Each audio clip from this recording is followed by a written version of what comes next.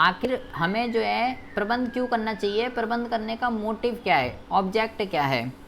तो अगर हम प्रबंध के उद्देश्य की अगर हम बात करते हैं तो प्रबंध के उद्देश्य को हम जो है ना, प्रबंध के उद्देश्य को हम 3 जगह क्लासिफाई कर सकते हैं। अगर हम इसके उद्देश्य की बात करते हैं तो इसके उद्देश्य को हम जो है 3 जगह क्लासिफाई कर सकते हैं। जैसे कि सबसे पहला जो उद्देश्य होता है इसको हम क्या कहते हैं, सबसे पहला जो इसका उद्देश्य होता है इसको हम कहते हैं संगठनात्मक उद्देश्य।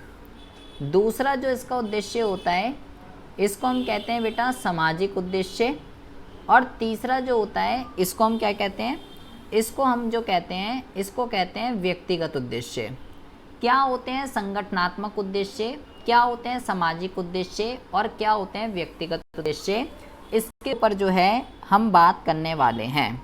ठीक है, तो सबसे पहले हम बात करते हैं फर्स्ट मुद्दे के रिगार्डिंग, जिसका नाम है संगठनात्मक उद्देश्य।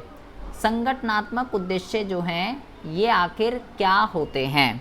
तो संगठनात्मक का मतलब आपको पहले तो ये पता होना चाहिए संगठन का मतलब क्या होता है। भाई संगठनात्मक वर्ड किससे बना है, संगठनात्मक वर्ड बना है बेटा संगठन से। संगठन का मतलब होता है आपकी जो ऑर्गेनाइजेशन है उसको संगठन कहते हैं। तो वो उद्देश्य जो पूरे संगठन के लिए होते हैं उनको बेटा संगठनात्मक उद्देश्य कहते हैं। मतलब कि वो सारे के सारे ऑब्जेक्ट जो पूरे संगठन के लिए ज़रूरी हैं, पूरी ऑर्गेनाइजेशन के लिए ज़रूरी हैं, उन सभी उद्देश्यों को संगठनात्मक उद्देश्यों के नाम से जानते हैं, जो पूरे संगठन के लिए निर्धारित किए गए हैं। अब भाई क्वेश्चन ये है, भाई ऐसे कौन कौन से उद्देश्य होते हैं जो पूरे संगठन के लिए निर्धारित किए जाते हैं, मतलब जिसकी ज़रूरत पूरे संगठन को है, किसी एक पर्टिकुलर बंदे को ना हो के उसकी ज़रूरत सभी को है। तो ये कौन कौन सी चीज़ें होती हैं, इसके अंदर 3 चीज़ें आती हैं बेटा। सबसे पहला जो होता है ये होता है जीवित रहना। दूसरा जो आता है इसके अंदर इसको हम कहते हैं लाभ। और तीसरा जो होता है इसके अंदर इसको कहते हैं विकास। ये क्या होती हैं तीनों चीज़ें, बहुत ही ज़्यादा ध्यान से समझेंगे। हमने बोला संगठनात्मक उद्देश्य वो उद्देश्य होते हैं जो पूरे संगठन के लिए निर्धारित किए जाते हैं, वो उद्देश्य जो पूरे संगठन के लिए ज़रूरी है। तो सबसे पहले में हमने बोला कि भाई इसके अंदर आता है जीवित रहना। जीवित रहने का ये मतलब है कि हर ऑर्गेनाइजेशन जो ओपन होती है, हर संगठन जो ओपन होता है, उसका एक उद्देश्य होता है कि वो लॉन्ग टर्म तक सर्वाइव करे, लंबे समय तक जीवित रहे। कोई भी संगठन ऐसे ओपन नहीं होता कि 1-2 साल चलेगा और ठीक है भाई फिर बंद हो जाएगा। कोई भी संगठन इसके लिए नहीं बनता है। कोई भी संगठन बनता है कि वो लॉन्ग टर्म तक सर्वाइव करेगा। तो हमने बोला कि प्रबंध में इसका क्या महत्व है। प्रबंध के अंदर इसका ये महत्व है कि भाई ऑर्गेनाइजेशन ये चाहती है कि वो लॉन्ग टर्म तक सर्वाइव करे। ऑर्गेनाइजेशन क्या चाहती है, ऑर्गेनाइजेशन ये चाहती है कि वो लॉन्ग टर्म तक सर्वाइव करे। तो प्रबंध को कैसे भी करके इस उद्देश्य को पूरा करना पड़ेगा। प्रबंध को कुछ ऐसा करना पड़ेगा कि प्रबंध जो ऑर्गेनाइजेशन है वो लॉन्ग टर्म तक सर्वाइव करे। क्वेश्चन ये है भाई क्या करना पड़ेगा प्रबंध को ऐसा कि भाई कोई भी ऑर्गेनाइजेशन जो है वो लॉन्ग टर्म तक सर्वाइव करे। प्रबंध को क्या करना पड़ेगा, एक ऑर्गेनाइजेशन के अंदर जितनी भी क्रियाएं हो रही हैं उन क्रियाओं के रिगार्डिंग जो भी डिसीजन लिए जा रहे हैं, कई क्रियाएं होती है, क्रय विक्रय सेल प्रक्रय मार्केटिंग विपणन अकाउंटिंग, कई सारे, जो भी निर्णय ले वो सही निर्णय ले, करेक्ट डिसीजन ले, कोई भी गलत डिसीजन ना ले। एक संगठन के अंदर जितनी भी क्रियाएं की जा रही हैं, जब प्रबंध द्वारा उन सभी क्रियाओं के लिए सही निर्णय लिए जाएंगे, पॉजिटिव निर्णय लिए जाएंगे, तो भाई कोई भी ऑर्गेनाइजेशन ऑटोमेटिकली लॉन्ग टर्म तक जो है खुद ही सर्वाइव करने लग जाएगी, लॉन्ग टर्म तक खुद ही जीवित रह लेगी। तो सबसे पहला उद्देश्य है संगठन का, जो संगठन चाहता है लंबे समय तक जीवित रहना। तो प्रबंध को इस उद्देश्य को अचीव करवाने के लिए क्या करना पड़ेगा, मैनेजमेंट को, कि अगर संगठन ये चाहता है कि वो लॉन्ग टर्म तक जीवित रहे, तो मैनेजमेंट को उसके लिए जितनी भी क्रियाएं हो रही हैं उसके लिए सही डिसीजन लेने पड़ेंगे। सकारात्मक निर्णय जो है, सकारात्मक निर्णय लेने पड़ेंगे जो संगठन के लिए बेनिफिशियल हो। दूसरा जो है जो संगठन चाहता है वो है भाई लाभ। लाभ का मतलब क्या होता है? लाभ का मतलब होता है प्रॉफिट। बेटा ये वाला जो ऑब्जेक्ट है जीवित रहना, ये भाई इसके ऊपर डिपेंड है, लाभ के ऊपर, ठीक है। कोई भी भाई जब हम प्रबंध सभी क्रियाओं के रिगार्डिंग सकारात्मक निर्णय लेगा तो ही ऑर्गेनाइजेशन प्रॉफिट अर्न कर पाएगी और तो ही ऑर्गेनाइजेशन लॉन्ग टर्म तक सरवाइव कर पाएगी। तो लाभ का मतलब क्या होता है? लाभ की बहुत ही ज़्यादा इम्पोर्टेंस होती है एक संगठन के अंदर, क्योंकि जब लाभ होगा तो ही बेटा कोई ऑर्गेनाइजेशन लॉन्ग टर्म तक सरवाइव कर पाएगी। अगर लॉस होगा तो बंदी हो जाएगी, वो तो हर साल लॉस ही लॉस हो जा रहा है, तो ज़्यादा से ज़्यादा 1 साल 2 साल 3 साल झेल लेगी, उससे ज़्यादा तो नहीं झेला जाएगा, बंद हो जाएगी। तो लाभ आखिर कैसे होगा? फिर वही बात कि भाई जितनी भी क्रियाएं की जा रही हैं, लाभ की बहुत ही ज़्यादा इम्पोर्टेंस होती है। जितनी भी क्रियाएं की जा रही है उसके रिगार्डिंग सही डिसीजन लीजिए, सकारात्मक डिसीजन लीजिए, तो जो ऑर्गेनाइजेशन है वो ज़्यादा से ज़्यादा लाभ ऑटोमेटिकली कमा लेगी और लॉन्ग टर्म तक सर्वाइव खुद ब खुद करेगी। तीसरा जो पॉइंट है जो ऑर्गेनाइजेशन चाहती है वो है ग्रोथ, डेवलपमेंट, विकास करे। जो विकास है वो भी बेटा लाभ के ऊपर ही डिपेंड करता है। लाभ होगा तो ही जीवित रहेगी, तो ही ग्रोथ करेगी। अगर लाभ नहीं होगा तो बेटा ना तो जीवित रह पाएगी ना लॉन्ग टर्म तक ग्रोथ कर पाएगी। ग्रोथ का मतलब क्या होता है? हम कैसे बोलते हैं कि ये ऑर्गेनाइजेशन, ये संगठन ग्रोथ कर रहा है, विकास कर रहा है? बेटा विकास के कई सारे पैरामीटर्स होते हैं। विकास का सीधा सीधा मतलब ये है कि अभी आप जिस पोजीशन पे हो, आने वाले टाइम में आपकी पोजीशन इससे बेटर होने वाली है, हम बोलेंगे विकास कर रहे हैं। अब वो आप किसी भी टर्म में ले सकते हो। जैसे मैं कह रहा हूँ भाई मेरी जो अभी सेल होती है, मेरी जो अभी टर्नओवर है वो भाई 2 लाख है। आने वाले टाइम में जब यही टर्नओवर 2 करोड़ की हो गई तो मैं बोलूँगा मैंने विकास किया है। या मैं अगर ये बोलूँ मेरी पहले केवल एक ही ब्रांच थी, ठीक है, आज मेरे पास 10 ब्रांच है, तो मैं क्या बोलूँगा? मैंने ग्रोथ करी है। या मैं ये बोलूँ पहले मेरे पास नंबर ऑफ वर्कर जो है केवल 10 थे, आज मेरे पास 100 हैं कर्मचारियों की संख्या। तो विकास को मापने के, ग्रोथ को मेज़र करने के कई सारे सूचक हैं। आप टर्नओवर के बेस पे, ब्रांचेस के बेस पे, वर्कर्स के बेस पे कई सारे, पहले आप एक प्रोडक्ट बनाते थे, पहले आप एक ही प्रोडक्ट में डील करते थे, आज आप मल्टीपल प्रोडक्ट के अंदर डील करते हो, कई सारे प्रोडक्ट्स आपने जो हैं बना दिए हैं। तो कई सारे पैरामीटर्स हैं जिसके बेस पे आप संगठन की ग्रोथ को मेज़र कर सकते हो।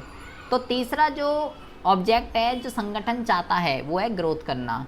तो प्रबंध का ये उद्देश्य है कि भाई वो कैसे भी करके, प्रबंध को ये ध्यान रखना चाहिए कि संगठन चाहता है ग्रोथ करे, कि तो प्रबंध को कुछ ऐसा करना पड़ेगा, सारी की सारी क्रियाएं, सारी की सारी एक्टिविटी सही तरीके से ले, कि प्रबंध के संगठन ये जो तीनों चीज़ें चाहता है, जीवित रहना, लाभ और विकास, ये तीनों चीज़ें संगठन जो है अचीव कर सके। तो भाई प्रबंध के उद्देश्य की अगर हम बात करते हैं तो हमने बोला इसके उद्देश्य को, प्रबंध के उद्देश्य को हम 3 जगह क्लासीफाई कर सकते हैं। पहला है संगठनात्मक, दूसरा है सामाजिक और तीसरा है व्यक्तिगत। अभी हमने सबसे पहला पढ़ा है संगठनात्मक, के जो संगठन चाहता है, ठीक है। अब हम बात करते हैं दूसरा जो इसका उद्देश्य है वो है बेटा सामाजिक। सामाजिक का मतलब क्या होता है? सामाजिक उद्देश्य का मतलब होता है जो समाज चाहता है। भाई सामाजिक उद्देश्य किससे बना है? सामाजिक उद्देश्य का मतलब होता है कि भाई समाज के हित का ध्यान रखना, समाज के हित का ध्यान रखना क्या कहलाता है? समाज के हित का ध्यान रखना सामाजिक उद्देश्य कहलाता है। मतलब कि कोई भी जो ऑर्गेनाइजेशन है वो जितनी भी क्रियाएं कर रही है, ठीक है, तो उसकी क्रियाओं को करने से समाज पे उसका क्या इम्पैक्ट पड़ रहा है, इस चीज़ का ध्यान रखना। क्या आप जो भी क्रिया कर रहे हो, आप जो भी एक्टिविटी कर रहे हो, उन एक्टिविटी के करने से क्या समाज को कोई हानि तो नहीं हो रही है, समाज को किसी तरीके का कोई नुकसान तो नहीं हो रहा है? अगर ऐसा हो रहा है तो भाई उस चीज़ को ठीक करना पड़ेगा, क्योंकि एक संगठन की, ये क्या है, ये संगठन है, एक संगठन की समाज के प्रति कई सारे उत्तरदायित्व होते हैं, कई सारी रिस्पॉन्सिबिलिटीज़ होती है जिसको संगठन को पूरा करना पड़ता है। जैसे कि कौन कौन सी रिस्पॉन्सिबिलिटी होती है, लाइक आप ये कह सकते हो कि भाई क्या कहते हैं, पहली बात तो कुछ ऐसा काम नहीं करना जिससे सोसाइटी के लोगों की हेल्थ पे इफ़ेक्ट पड़े। पता चला आप कुछ ऐसा काम कर रहे हो जिससे बहुत ही ज़्यादा पॉल्यूशन क्रिएट हो रहा है, बहुत ज़्यादा पॉल्यूशन आप करते हो, तो इससे बेटा वहाँ के रहने वाले लोग जो वहाँ रह रहे हैं, जहाँ भी आपकी ऑर्गेनाइजेशन है, वहाँ से उन लोगों को दिक्कत होगी। तो आपको कुछ ऐसा काम नहीं करना कि भाई लोगों की हेल्थ पे वहाँ पे इम्पैक्ट पड़े। सेफ्टी आपके लिए मैटर करती है, आप कोई ऐसा काम ना कीजिए जिससे वहाँ के लोगों की जो सेफ्टी है वो जो है वो हो जाए, चली जाए। आपको ऐसा रखना है कि जो भी प्रोडक्ट्स के प्राइस वगैरह हैं उनके अंदर बहुत ज़्यादा वृद्धि आपको जो है देखने के लिए ना मिले, जो प्राइस वगैरह जो हैं वो सब कंट्रोल में रहें। तो कोई भी एक्टिविटी, ये सब जिम्मेदारियां हैं एक संगठन समाज के प्रति, कि कोई ऐसा काम ना करे जिससे लोगों की हेल्थ ख़राब हो जाए, ऐसा कोई काम ना करें जिससे लोगों की सेफ्टी चली जाए। जो भी प्रोडक्ट्स आप बना रहे हो उनके कीमतें कंट्रोल में रहनी चाहिए, नियंत्रण में रहनी चाहिए, प्राइस बहुत ही ज़्यादा अब नहीं चाहिए। इसके अलावा हर संगठन की ये रिस्पॉन्सिबिलिटी बनती है कि भाई वो वहाँ के लोगों को, वहाँ जिस समाज में वो है वहाँ के लोगों को रोज़गार उपलब्ध कराए, कैसे भी करके वातावरण को जो है दूषित ना होने दे, इन्वायरमेंट को पॉल्यूटेड ना करे, और कैसे भी करके समाज के लोगों का जीवन की गुणवत्ता में सुधार करे। समाज के लोगों की जीवन की गुणवत्ता में क्या करे, जीवन की गुणवत्ता में सुधार करे। बेटा इसका मतलब ये होता है, जब हम जीवन की गुणवत्ता में सुधार का मतलब ये होता है क्वालिटी ऑफ लाइफ को इंक्रीज़ करने का मतलब सोसाइटी को जो है ये जमाखोरी, काला बाजारी, इन सब चीज़ों से, घटिया किस्म की वस्तुएं, महंगी वस्तुएं, इन सब गलत चीज़ों से समाज के लोगों को दूर रखे। ठीक है, आप जो भी प्रोडक्ट समाज को उपलब्ध करा रहे हो वो अच्छी क्वालिटी का होना चाहिए, अच्छी क्वालिटी का होना चाहिए, चीप रेट पे होना चाहिए, और मार्केट के अंदर जमाखोरी, काला बाजारी, ऐसा आप कुछ भी ना करिए। एनवायरनमेंट को पोल्यूटेड ना करिए, ज़्यादा से ज़्यादा लोगों को वहाँ को रोज़गार उपलब्ध कराइए, प्राइस बहुत ही ज़्यादा अपनाओ, कंट्रोल में करके रखिए, लोगों की हेल्थ वहाँ पे मेंटेन होके रहे, तो जो है लोगों की क्वालिटी ऑफ लाइफ इंक्रीज़ होती है। ये 5-6 रिस्पॉन्सिबिलिटी है जो एक संगठन की समाज के प्रति क्या है, एक संगठन की समाज के प्रति ये 5-6 रिस्पॉन्सिबिलिटी है। तो प्रबंध का ये उद्देश्य है कि भाई एक संगठन की समाज के प्रति ये जो रिस्पॉन्सिबिलिटीज़ हैं ये सब क्या हो, ये सब फुलफ़िल हो सके। तो इसका जो दूसरा उद्देश्य है प्रबंध का, वो है बेटा सामाजिक उद्देश्य, कि कोई भी क्रिया, कोई भी काम आप कर रहे हो तो आपको वो क्रियाएं करते समय समाज के हित का ध्यान रखना है कि इस जो हम हरकत कर रहे हैं उससे समाज के ऊपर उस चीज़ का क्या इम्पैक्ट पड़ने वाला है। तीसरे और लास्ट उद्देश्य की अगर हम बात करते हैं तो इसको हम कहते हैं व्यक्तिगत उद्देश्य। व्यक्तिगत उद्देश्य जो हैं ये आपके क्या होते हैं, बहुत ही ज़्यादा ध्यान से सुनेंगे। बेटा संगठनात्मक उद्देश्य के अंदर हमने पढ़ा कि जो संगठन चाहता है, सामाजिक के अंदर हमने पढ़ा जो समाज चाहता है। अब व्यक्तिगत के अंदर हम क्या पढ़ेंगे, व्यक्तिगत उद्देश्य का मतलब ये होता है कि जो संगठन के अंदर जो आपका कर्मचारी है, जो आपका वर्कर है, वो क्या चाहता है, उस चीज़ को व्यक्तिगत उद्देश्य कहते हैं। ठीक है जी। तो क्या चाहता है भाई एक कर्मचारी, एक संगठन के अंदर जो कर्मचारी है वो क्या चाहता है, एक संगठन के अंदर जो कर्मचारी है वो बेटा 2-3 चीज़ें चाहता है। पहला तो वो चाहता है कि भाई जैसा वो काम कर रहा है उसको उसके अकॉर्डिंगली जो है सैलरी मिलनी चाहिए, उचित पारिश्रमिक जो है उसको जो है मिलना चाहिए। प्लस जहाँ पे भी वो काम करता है वहाँ पे स्वच्छ वातावरण जो है होना चाहिए। ऐसा नहीं कि वर्कर जहाँ पे काम कर रहा है वहाँ पे जो है बहुत ही ज़्यादा गंदगी है, साफ़ सफाई नहीं है, बहुत ही ज़्यादा गंदगी में बैठा रहता है, मच्छर वगैरह वहीं घूमते रहते हैं, उससे उसको बीमारी हो जाएगी, उससे उसकी हेल्थ पे इम्पैक्ट पड़ेगा। तो वर्कर ये चाहता है अच्छी सैलरी मिले, अच्छा वर्किंग इन्वायरमेंट हो और लाभ में जो है उसको हिस्सा मिले, प्रॉफिट में हिस्सा मिले, बोनस वगैरह किसी भी टर्म में हर साल सैलरी में इंक्रीमेंट वगैरह हो सके, ये सब चीज़ें कर्मचारी चाहता है। ये एक कर्मचारी अपने संगठन से एक्सपेक्ट करता है कि ये चीज़ें मुझे मिलें, अच्छी सैलरी, अच्छा इन्वायरमेंट, प्रॉफिट शेयरिंग, ये सारी की सारी चीज़ें। तो प्रबंध का ये उद्देश्य है कि जो एक कर्मचारी एक संगठन से एक्सपेक्ट करता है ये सारी की सारी चीज़ें, तो भाई ये सारी की सारी चीज़ें संगठन कर्मचारी को उपलब्ध करा सके। क्योंकि बेटा जो कर्मचारी जो होता है वही एक संगठन को चलाता है, ठीक है।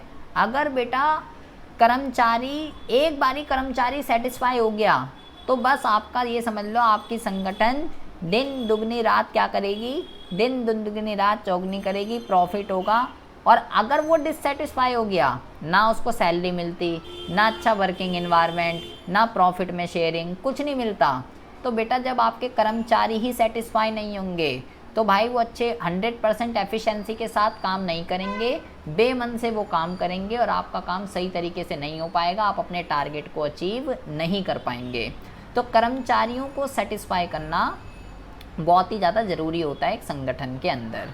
तो ये 3 उद्देश्य होते हैं प्रबंध के। सबसे पहले हमने जो पढ़ा है बेटा, ये हमने पढ़ा है संगठनात्मक उद्देश्य। दूसरा जो हमने पढ़ा है, जो पहला है जो संगठन चाहता है, दूसरा है जो समाज चाहता है, और तीसरा है जो कर्मचारी चाहता है। इसी को प्रबंध के उद्देश्य के उद्देश्य को 3 उसमें क्लासिफाई किया जाता है, संगठनात्मक, सामाजिक या व्यक्तिगत। अगर फुल फ्लैश क्वेश्चन आ जाए प्रबंध के उद्देश्य बताइए, तब तो आपको तीनों के तीनों लिखने पड़ेंगे। अगर वो बोलता है भाई केवल संगठनात्मक बता, या केवल सामाजिक बता, या केवल व्यक्तिगत बता, तो आपको पर्टिकुलर केवल वही लिखना है जो उसने पूछा है। ठीक है जी। पहले